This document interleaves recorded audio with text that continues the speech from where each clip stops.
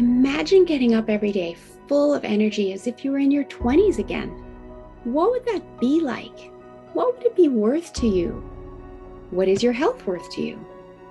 Think about it. Your health isn't everything, but without it, everything else is nothing. And yet, too many of us are taking it for granted until something goes wrong. And no one wakes up hoping to be diagnosed with a disease or chronic illness. And yet, we've never been taught how to be proactive in our health through our school or public health. As a registered health coach and integrative health practitioner, I believe it's time this information is made available to everyone. Combining new knowledge around your health and the ability to do my functional medicine lab tests in the comfort of your own home will allow you to optimize your health for today and all your tomorrows. Don't wait for your wake-up call. Welcome back to another episode of the Don't Wait for Your Wake Up Call podcast. I am Melissa Deely, your host, and here with me today is another wonderful guest who has become an amazing friend and colleague of mine, Sheree Wirtz. Welcome, Sheree. Thank you. Thanks for having me. Well, I'm excited to have you here, and I want to introduce you to the audience. Sheree has been a dental hygienist for over 30 years. She graduated from the dental hygiene program at Loyola University, Chicago, where she earned her bachelor degree. She expanded her knowledge in the oral myofunctional therapy in 2019 with Kim Benkert and continued to learn in this ever-growing field with Sarah Hornsby in 2020, right up until now. She's still studying. She is passionate about the oral systemic health connection. And now in today's world, that connection has become more mainstream and is very important to survival. Where your tongue is, breathing, pH, diet, brushing and flossing your teeth have a huge impact on your systemic health. And that's why I wanted to have you come on the show and share all of the knowledge that you have with our listeners. But first, let's just go back. What got you into this line of work, Sheree? So what got me in, first of all, to being a dental hygienist was back in the 60s, they gave kids tetracycline when they got sick. And I had a lot of ear infections and high fevers. And back then, if you took tetracycline while your teeth were developing, it caused them to be gray and yellow and dark. So as a child, I was teased because my teeth always looked dirty and they were never clean. And kids would point and say, do you know how to brush your teeth? Or, do you brush your teeth? And I remember not smiling. And then I remember people asking me what was wrong with me a lot because I didn't smile. I didn't smile because I was made fun of. And I didn't want to be made fun of. So I kept my mouth shut, didn't talk a lot, didn't engage a lot. And that really affects your self-esteem. And I did not realize how much until I got older. And I thought, I want to go into this because I don't want other kids to feel like I did. I want to, figure out why this happened to me. What can I do? And it led me kind of down this road. And then I was a dental hygienist for a long time. And I started working in a mobile dental company after I got divorced. And I saw kids that had a lot of cavities. And I had always heard cavities were the number one preventable childhood disease, but I didn't see it because I worked in an office and I saw kids whose parents brought them to the dentist every 6 months. Once I started going to the schools and seeing kids that were lower income or on public aid, I was like, oh my goodness, they weren't kidding. Like, this is really a problem. And so that led me down to figure out why it can't be just because you're not brushing or flossing. And that's when I became a myofunctional therapist. So I found out a bunch of stuff that was happening. My daughter was having some issues. I was having some issues. And I started learning about this. And as a dental hygienist, they never taught us where's your tongue or to look at your tongue. They taught us to look at your teeth, clean your teeth. You needed to brush more, floss more, see your dentist regularly, watch what you were eating. And that was going to prevent cavities. And once I went down this rabbit hole, I found out that it was more about where's the position of your tongue? How are you breathing? Are you breathing through your nose? Are you breathing through your mouth? Yes. What are you eating? What is the pH? And then I started realizing just how much the nose and the mouth affected the rest of your body. If your mouth breathing, you are out swallowing air, so you might have some GI problems. If you're mouth breathing or you sucked a pacifier or you were bottle fed, you could develop a tongue thrust or you would have tubes put in your ears because of how you were fed. So all of this starts with how you breathe, how you're fed, and how this is affecting the rest of your body. And I was not taught this in dental hygiene, and it was so interesting to me. And I realized just how much it was connected to the rest of your body. And then, it just helped myself, my daughter. I got breast cancer. And then I realized how much they don't ask you about your mouth and how much your mouth is related. And I actually went and had blood work, which is kind of how I found you, because they told me everything was fine, right? There's nothing wrong with you. You're fine. Your blood work is all normal. But I was getting, my hair was falling out. My nails were breaking. My nails have always been really, really hard. And I was tired all the time. I'm not generally a tired person. And my gums started bleeding. And as a dental hygienist, I was like, okay, I know that when your gums are bleeding and your teeth are healthy, that's a warning sign. Something's out of balance in your body. And so I started looking for someone like you that does this blood work, that looks for other things that are off in your body. And that's when I met a doctor of cause. She said, if you're not testing, you're guessing. That was before I met you. And she found out that I had low vitamin D, I had heavy metals, and all of this stuff. And she's like, I think that this might be part of what led up to your cancer. And that led me down to seeking out what you do and doing this journey and realizing that you are your own healthcare advocate. 100%. 100%. I like to say that you're your own best doctor because you've lived in your body your whole entire life. And when we slow down enough to listen and pay attention, it will guide us. But we also have to have the knowledge around that.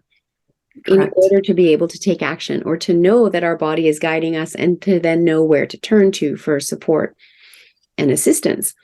And your health is a lifelong journey. Mm-hmm. You always want to be focusing on your health right to the very end. It's not that there's this one answer and then you're done, right? There's that one answer for that health issue. And then you move into optimizing your health, right? Until something else might come up. And I love what you were sharing in those stages of your journey, that, in dental hygienist school, you didn't learn any of that, because there's also a lot of new science that's coming out now that they didn't have back then, right? But you're continuing to educate yourself, which is so important for practitioners, but also for individuals, to keep learning about their body and how it functions, and to seek out those resources, which obviously all of the audience listening to this podcast is doing, because you're here learning and from all of the guests that I love to bring to you.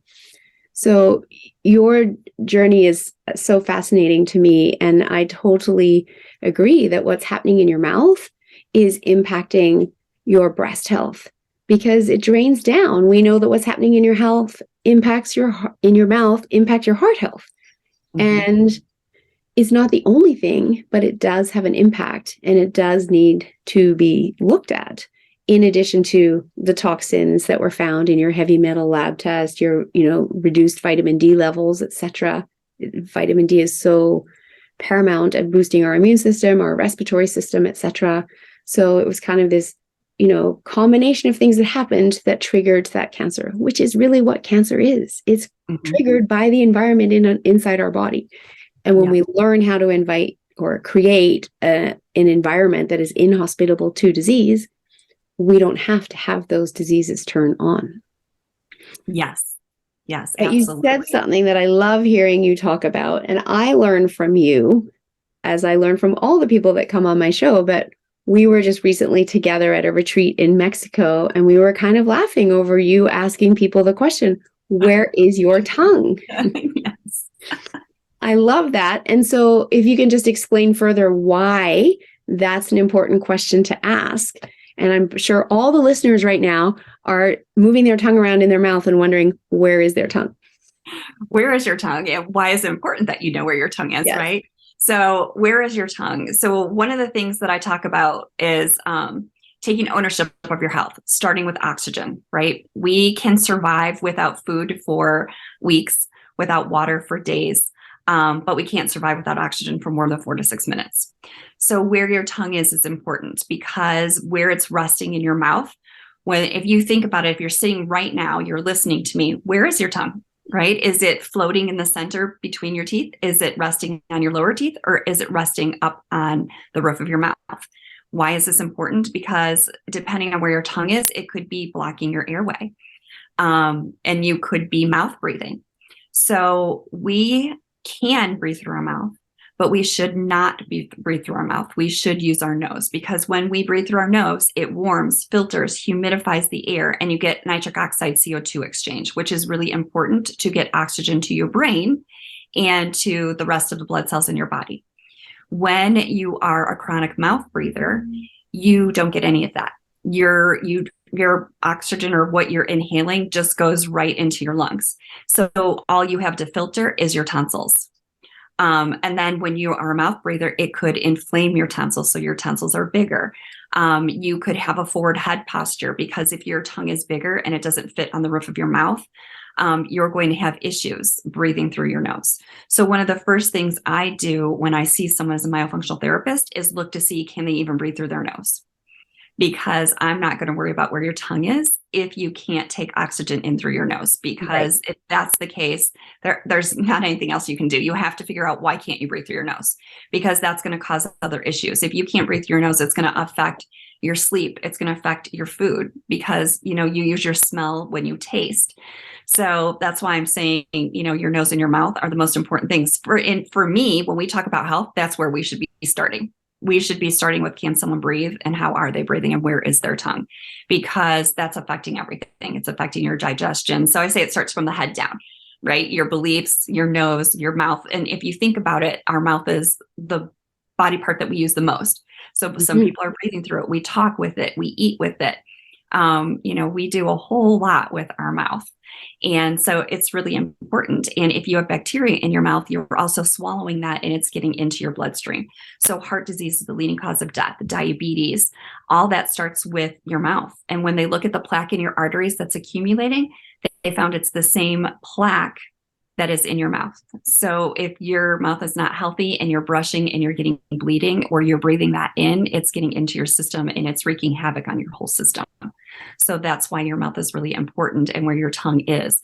And since the agricultural revolution, what's happened is we don't eat the same foods that our ancestors did when they were hunters and gatherers. We eat more processed food, more genetically modified foods. So we're not using our tongue and our teeth and our muscles of our face the same as we did back then. So we are mashing our food with our tongue on the roof of our mouth. We're not chewing our food.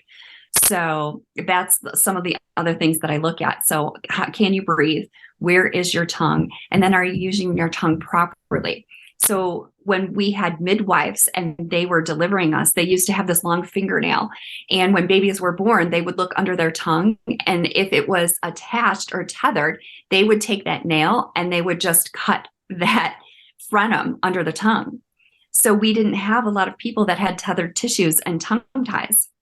And when I went to hygiene school, we were taught that someone was only tongue-tied if they couldn't stick their tongue out, they were having a speech issue, or they were having problems latching as a baby, and it was painful for the mom to nurse.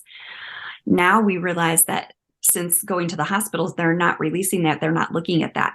So a lot of the adults that we see that are wearing CPAP machines right now, they have tethered tissues. They cannot lift their tongue, or their tongue is what's that tissue under their tongue, that frenum attachment is holding their tongue down, or they didn't keep their tongue up when they were born. They were bottle fed. And so if you think about when you suck with a straw, it's kind of the same motion when you suck with a bottle. You use your cheek muscles and your lips to suck out of a straw. When you are breastfed, your tongue pushes up against the roof of your mouth. So your tongue, your mom's breast is between your tongue and the roof of your mouth, and it pushes up. And so it pushes your tongue and it widens your arch. So when kids are nursed, and we used to nurse till kids were 5 or 6, because we didn't have bottles or formula or anything like that. Right. So that generation, they had wider arches. They never had cavities. They didn't have sleep disorders because their tongue was always up. And that's how we grew and developed. Since the agricultural revolution and more nursing, and we're only nursing until 6 months to a year, our children are not growing and developing the same way. So they're having vaulted ceilings. Their tongue doesn't fit on the roof of their mouth. And the roof of your mouth is the floor of your nasal cavity. Mhm. So when it's more vaulted, it's more constricted, you can't breathe as well, and your tongue is down. So that's where this where is your tongue thing is really important, because it really should be up on the roof of your mouth, and it should be up 24/7 unless you're talking or unless you're eating. And so this is why this is really important, and why we should be looking for where is your tongue. And it's so funny because ever since you asked me that question, in the back of my mind now, throughout every day at some point, that question comes to me. Where is your tongue? And mine is generally at the roof, on the roof of my mouth, but it's just so fascinating to me what we're learning now, continuing to learn about the human body and the downline impacts of something that seems as simple as where is your tongue? Right. And also just what you mentioned about breastfeeding, because I talk about breastfeeding in terms of those that weren't breastfed didn't have the same, microbiome development that breastfed babies had because they weren't getting the prebiotics from mom's breast milk. Mm-hmm. And you're talking about how when your tongue isn't in the right position, it can also negatively impact the health of your gut. So it's kind of a double whammy there. And what I saw is probably a 20 to 30, even 40-year period where in North America, women didn't breastfeed at all. Right. Because they were told by the formula companies that formula was exactly the same as breast milk and is more convenient. And so you should just use formula. Correct. Yeah. And they didn't know about the prebiotics because that piece was definitely missing from the formula. And then the sucking motion is different, to your point. And so, baby's tongue didn't develop properly, right? Correct. Unfortunately, all in the interest of selling more formula to women who already had everything that their baby needed, in most cases, their body. Yep. Yeah. And so I suspect you must see so many adults that are now in their, mid 40s to mid 60s window, maybe a little bit older, that struggle because of that. Correct. Because of how they were nursed as infants. And a lot of times, especially for convenience, moms will lay the baby down or prop the bottle up. So you're not holding the infant, you're not holding them upright. And when you lay them down, one of the ENTs that I work with, Dr. Zagi, he says he doesn't even do tubes in a lot of kids anymore, because if we can get moms to hold their baby upright, right, when they're down, a lot of that fluid gets into their ears, and that's what causes needing tubes in the ear. So we ask about that. Did you have tubes? Did you have ear infections? Because a lot of that has to do with how you're feeding, and it changes the whole growth and development of your facial structure. So, when you have that development, you have a longer, narrow face. You have darker circles under your eyes. You could be bedwetting. Children might be bedwetting and not growing out of it because they're mouth breathing because of the position of their tongue. But also, it changes that growth and development. And if you catch it in kids between the ages of 2 and 8, while they're in that growth development, and you do some of these myofunctional therapies, it's basically physical therapy for your mouth, where your tongue goes, and using those muscles differently. But then they might not need braces. It will help them develop. They might not have a narrow airway. They'll have their tongue up. A lot of the kids that are being diagnosed with ADHD, sleep disordered breathing, and ADHD have the exact same symptoms. And that's what I found with my daughter, was she had the dark circles. She wasn't sleeping. They wanted to put her on ADHD medication, and I wanted someone to help her sleep deprivation, because she only behaved in this manner when she was exhausted and tired. Right. And I'm thinking she was sleeping, and she wasn't, because her tongue was down and it was waking her up. So she didn't have sleep apnea, which is what they test for when you have a sleep test. So they were telling, again, another test that was telling me she was fine, but she wasn't, because your body compensates. So it was waking her up because she wasn't giving enough oxygen. And then when she would finally get into that REM sleep, which we need for rest and restore, she wasn't waking up. So she was wetting the bed. So it's this huge thing. And then when you're mouth breathing at night, when you're asleep, you're swallowing air, which causes GI problems, and it messes with your microbiome, not only for your gut, but for your mouth. And then you get more cavities because it reduces the saliva because you're mouth breathing. So it's this whole trickle down effect that's happening. So it's really important to look at this when our kids are younger, and not every mom can nurse.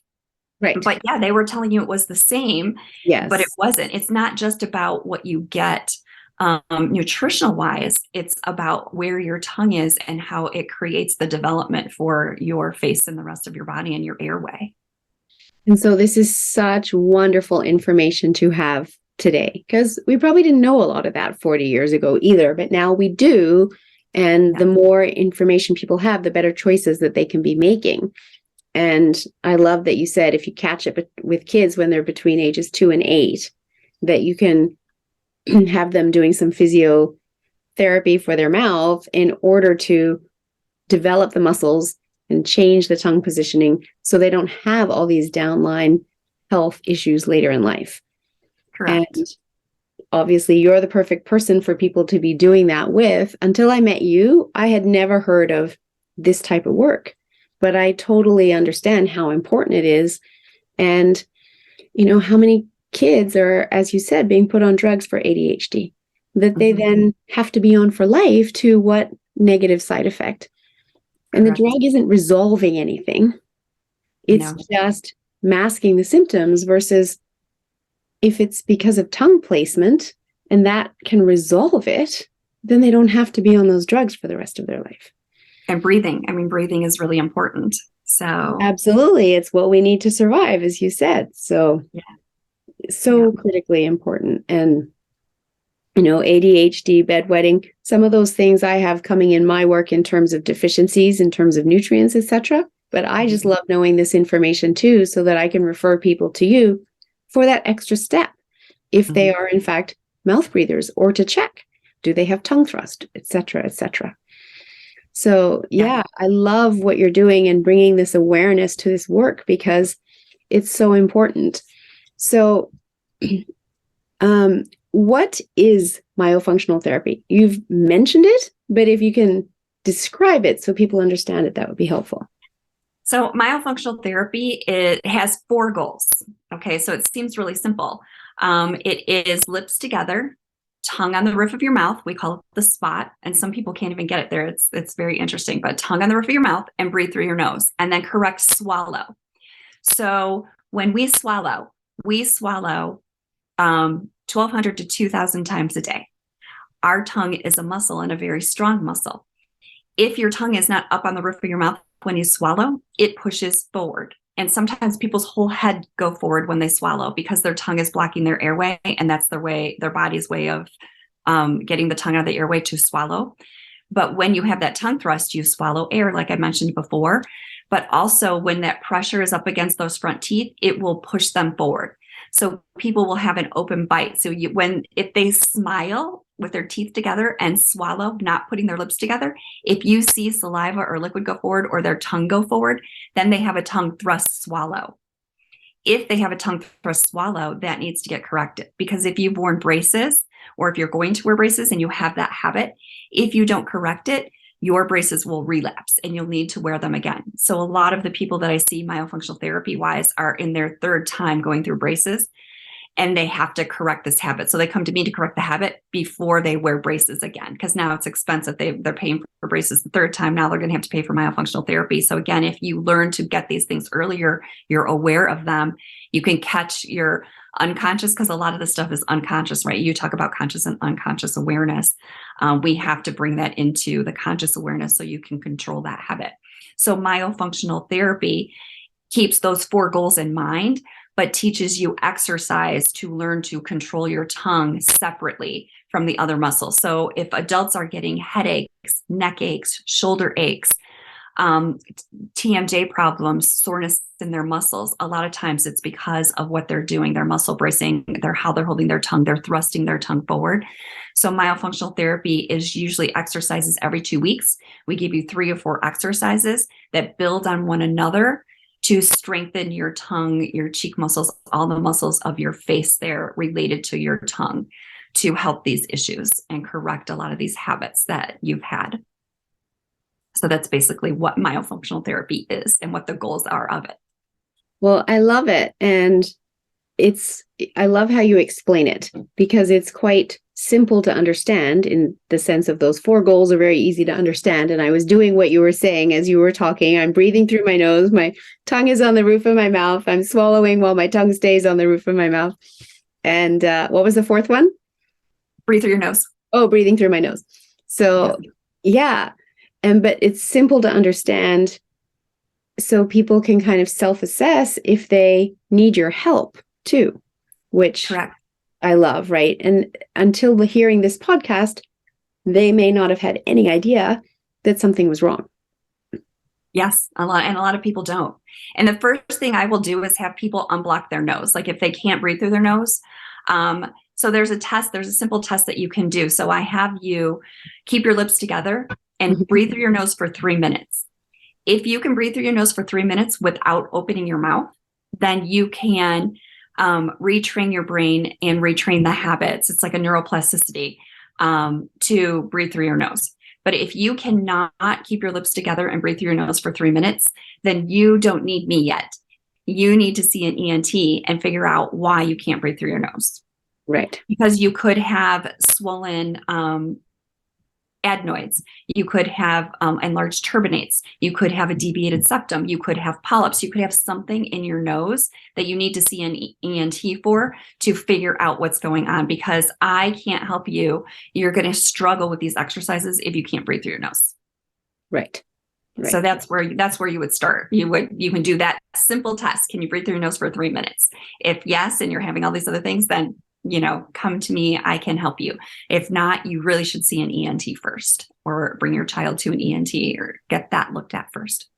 And is there any hope for someone like my husband who's had his nose broken so many times in his youth that structurally he can't breathe through his nose anymore? Has he seen an ENT? They can't do anything. I don't think he ever did, actually. He just doesn't breathe through his nose and blames it on having his nose broken so many times. There is, because there's things that they can do to open up the airway and the nasal passage. And that is really important. And that's, a lot of people are just like, yeah, I can't breathe through my nose. I have to breathe through my mouth. But they don't realize that. Which he's totally accepted it. Yeah. And that's what, and you and I both know that people just accept that. Right. And that's why what we do is so important, because I want people to see that you need to take ownership of your health. Right. So I start with for me, ownership is oxygen, water, nutrition, enough sleep, and respecting the one body that you have. Yes. Right. And especially as moms, we put everybody else first. We update our cell phones.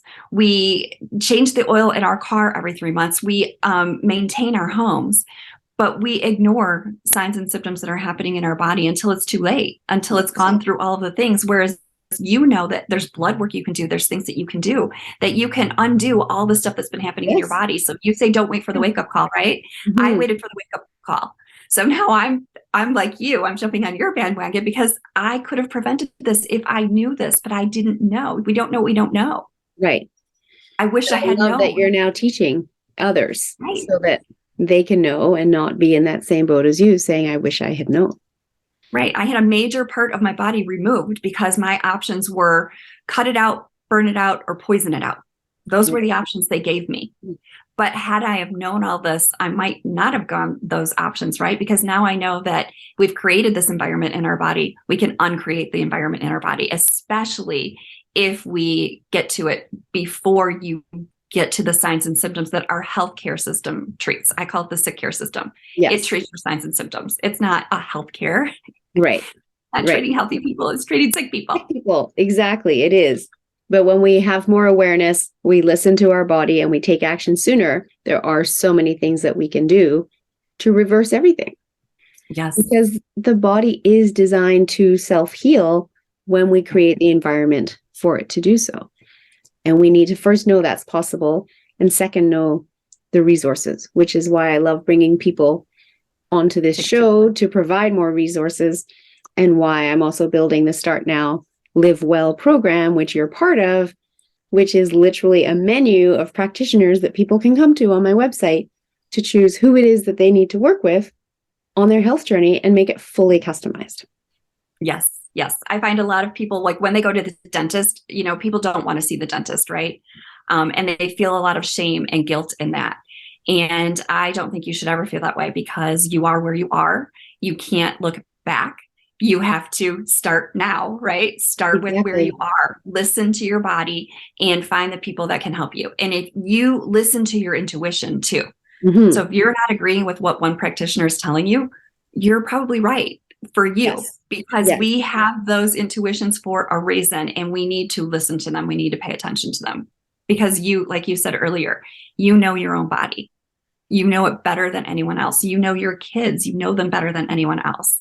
And so you're not wrong. Listen to yourself. 100% agreed. So you also talked about sleep apnea and CPAP machines. You said a lot of people on them are people that are tongue-tied, that can't get their tongue up onto the roof of their mouth. But are there other situations where people end up on CPAP machines? And then how do you help people come off CPAP machines? Because I know you do that too. I can do that. There's a lot more involved with people on CPAP machines, because generally people on CPAP machines are on a lot of medications, are older, are overweight, can't breathe through their nose.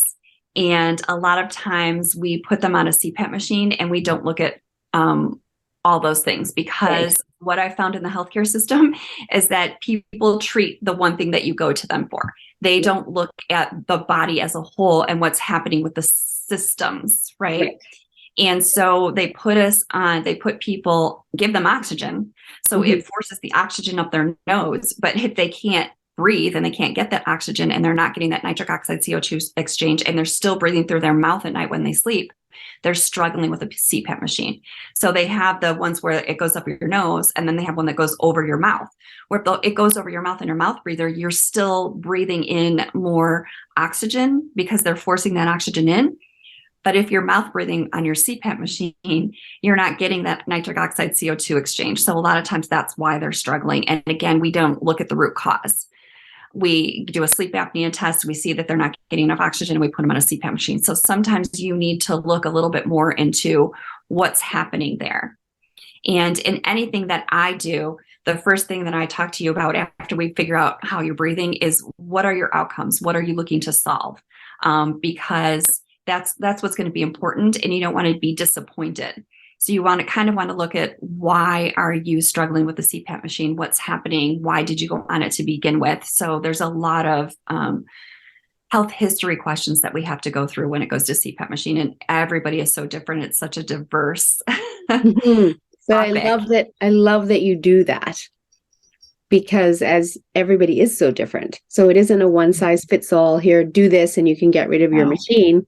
There's steps to this, and understanding where they're at, what got them here, where they want to get to. And then the process is designed specifically for them. And you may need more providers, more collaborators, a body worker. Is your jaw wide enough? Is your tongue blocking your airway? Some of those people need what's called MMA surgery, because their maxilla, their upper jaw, is too small. It's too small for their tongue. A lot of people, especially older and CPAP, they don't want to do that. Right. So then we have to figure out what is going to make you comfortable and happy, because you don't want to do what's ideally going to be best, right? Not everybody wants to go through all of that. So that's why there's a lot more involved with people on CPAP machines that are struggling. So that's going to be definitely an individual basis. Yes. But I just want people to know that it's possible. That again, you're on a CPAP machine, you don't like it, you have some options to talk to Sheree and find out where you're at, where you need to get to, and what it takes to get you there, so that you're not stuck on it for the rest of your life. It's still a choice as to what you do based on what Sheree's telling you to do and recommending. And then the choice is yours from there. Yes. But so important for people to be able to sleep well, of course, because that is, one of our key pillars of health. And I find a lot of people don't even recognize that. They take their sleep for granted. It gets squished out of their day. The longer your day is, the more things you have on your list. It's like, I just get to bed later and later and later. Versus, I encourage people to plan their day around their sleep. Yes, the circadian rhythm. You have to get up in the morning and then go to bed, 8 hours before that. So you have time to fall asleep and then still be getting your 7 to 8 hours of sleep per night, as opposed to squeezing sleep out and also expecting to sleep on demand. Because sleep is impacting our health so critically as well. It makes us, good sleep makes us more stress resilient. It helps to keep a nice balanced gut.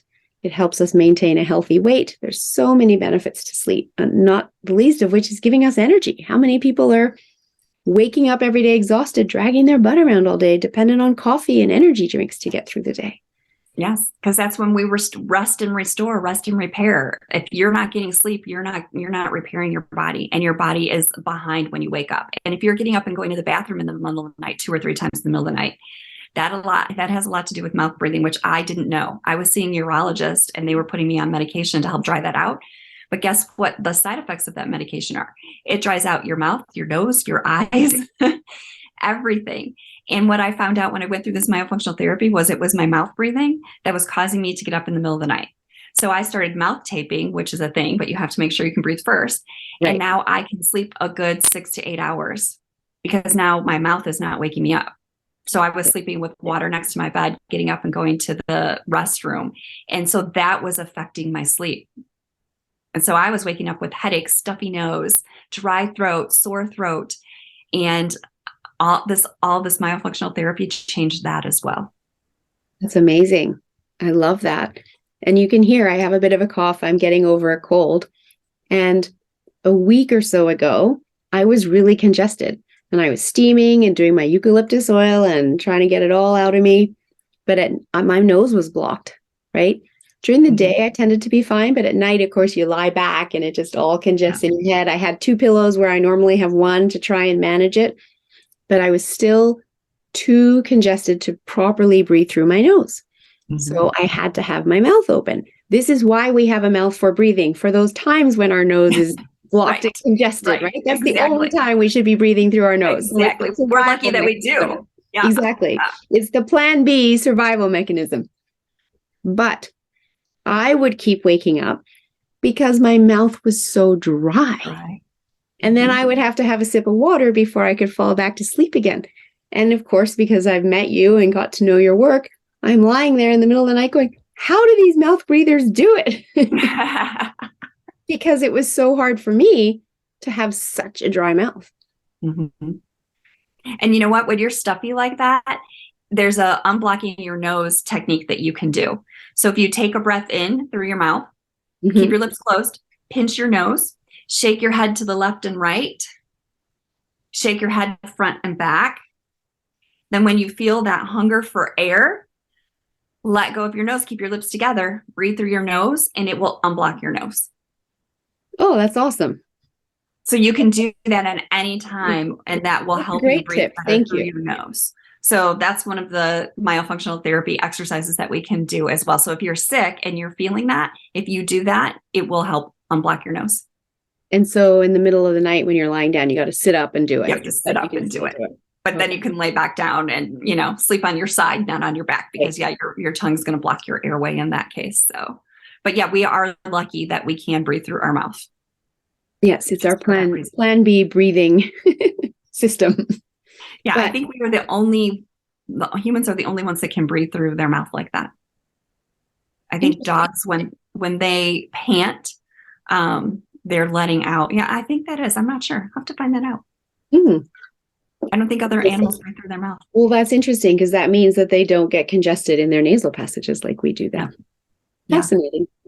Well, all of this has been absolutely fascinating. I love, love, love the work that you do. And I'm so happy to have found you and be able to refer people onwards to you for this very important work so that people aren't just being put on CPAP machines or drugs for the rest of their life. We actually are getting to a root cause understanding and knowing that, once again, with the right therapy, we can retrain the muscles because we can retrain our brain. So yes. I love it. So thank you so much for your time. And I love to ask my guests, what does don't wait for your wake-up call mean to you? So I love that. I love that this is your podcast. Don't wait for the wake-up call for me. Obviously, going through cancer means that now that I know what I know is that you do have choices and options, and you can look into what's going on in your body, what's out of balance before you get to a point to where you're going to need to seek medical treatment, and it's going to be more costly. So don't wait for the wake-up call means seek out people like you, what you're creating here, and find out what's imbalance in your system so you can correct it before it ends up being a very costly experience. Because not only did it cost me over $150,000, I couldn't go to work. I couldn't get out of bed. I missed I missed all the holidays. I missed Thanksgiving, Christmas, New Year's, and my family and friends had to take care of me. It was humiliating, to say the least, to lose that part of your body and find out after the fact that there was something that I could have done about it. So at first I thought it was a punishment, but I realize now that it was a gift, because I went through this and I now am woken up, right? I had that wake up call. So now I'm awake and I can help other people realize that they don't have to go through what I went through. There are things that you can do. You get to take ownership of your health. You get to listen to your body. And there are people out there now that can help you figure out what's going on in your body before you get to the illness, before it presents as anything in your systemic system. And so I am very grateful for you and what you're putting together, and that there are people like you out there that can help us before you get to the wake-up call. And I'm super grateful for you and what you're now doing to help others, and for the choice that you've made to look at that experience, the traumatic experience you went through, and be able to look back at it with gratitude, because that also allows you to move forward as opposed to stay stuck in the victim story, right?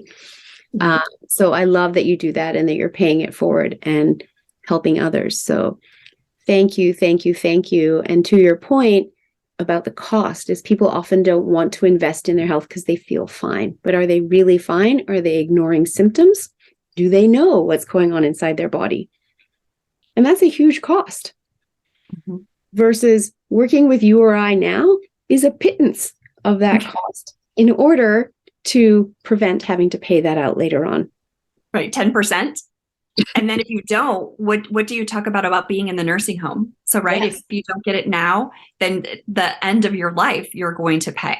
So yes, exactly. What we're doing now is it's less invasive, it's less costly, and it's much easier to handle before it turns into a problem. I agree. Yes. And to that point, the stats on the nursing home are the average person is spending 10 years in a nursing home in North America. And that, as harsh as this sounds, when you're in a nursing home at that point, you're waiting to die. You don't go into a nursing home with the expectation of coming out, right? Okay. So your quality of life is gone. You're waiting to die. 10 years is a long time. It is. And it's at a cost right now of $108,000 a year. And by 2030, that's forecast to be $140,000 a year. So what's it going to be by 2060? Over $200,000 a year. And how many of us even live on $100,000 a year now? Exactly. Exactly. So where is that? Who's going to afford that? Who's going to pay for that? Exactly. Where is that money coming from? Versus setting aside some money now to focus and invest in your health the way you invest in your house and you invest in your car to look after it, so you get all of those years later on and you don't have that massive expense at the end of your life. Not to mention the time, energy, and money drain it presents for your family, having to pay for it, come visit you. You may not even know who they are. So there's emotional drain as well. So, yeah. So thank you for sharing that. And please share with the listeners how they can get hold of you. So you can reach me at my name, Sheree Wertz, SHEREEWERTZ.com/social, and that will take you to everything that I do. You can work with me. You can get some of the free downloads that I have. It will take you to my myofunctional therapy page. So it takes you to everything that I do on that page. I also have a blog, and that's called Dental Hygiene 411. A lot of people couldn't spell dental hygiene. I did that 10 years ago. And so I still kept it just because I had so much information on there. I didn't want to lose it. But I have a blog if you like to read about different things, you can go to there as well. That's awesome. And you've also very generously offered a few gifts to the listeners. Yes, I have a couple of PDFs that tell you a little more in depth of what we've been talking about here. And you can see if it's something that pertains to you. I always like when people can self-assess, because then you kind of know a little bit of what's going on. If it's something that you would like to look into, you'll be like, nope, that I don't resonate with that, or yes, that sounds like me. So you can go to those PDFs. They're also under the ShereeWords.com social. And then also I work with a company called REM Mastered Sleep. They actually have a cup and a straw. You can get both, or you can just get the straw. And what it does, that straw, is it mimics that nursing with that suck, swallow, breathe, and it puts your tongue up on the roof of your mouth the way it's supposed to. So that's a straw that you can get that can help with some of the exercises that myofunctional therapy does. So if you don't want to do therapy, but you want to try that out, that's something that I do recommend. It's something that I usually give anyone that works with me. I usually give them that straw, because you're retraining your brain and keeping your tongue up. If you have a tongue tie, though, however, it might be painful for you to suck on that straw. So just know about that. But that's Healthy Mouth 10 if you want to look into that. And then I am also a Burst ambassador. I deal with the mouth and oral health care, and I love their products. They have electric toothbrushes, water flossers. They have floss that is black, so you can see the plaque coming off. They also have probiotics for tonsil stones that are specifically for your mouth. And they have children's toothbrushes. They have all kinds of products. And if you go to their website, www.burstoralcare.com, I have a promo code 5ZMZBR, where you get 30% off the toothbrushes. They're $39.99 with the code, 10% off a child toothbrush, and then 10% off the water flosser as well, if you're in the market for oral care products. That's awesome. Well, thank you so much. That's so generous of you. And I love the fact that you're encouraging people to check this out and do a little bit of self-diagnosis before reaching out. But all of the information you've provided is in the show notes. So listeners, you can go ahead and go to the show notes and find all of those links for the free gifts, the straw, the oral care products, as well as all of Sheree's information. So any last tips you would like to leave the audience with today, Sheree? I would like to say, just listen to your body. Don't ignore it. Your mouth is definitely a warning sign to the rest of your body. Your intuition is letting you know that it's something you need to look into. Don't just be like, oh, that popped in my head. That popped into your head for a reason. And don't wait for the wake-up call. Learn from Melissa and I, and definitely look into what's happening with your health. Put that first, because if you don't have your health, you don't have anything else. You can't work, you can't make memories. Your health is everything. Thank you so much. And everybody, listen to that from somebody who's gone through it and had to learn the hard way. So thank you for coming on the show, sharing all of your knowledge. I love, love, love it. And thank you to all of the listeners. Thank you for supporting this podcast. And if this show resonates with you, or you know someone that could benefit from hearing it, please share it. Thank you very much. Thank you. If you're enjoying my content and someone that wants to step into being proactive in your health and learning more, I would love to invite you to join my membership community. There's a link in the show notes. For only $19.99 a month, you get access to all of my content, and there's a lot, as well as weekly calls that you can come and get your health questions answered. It's truly priceless. I'd love to see you join the community. Check out the link in the show notes.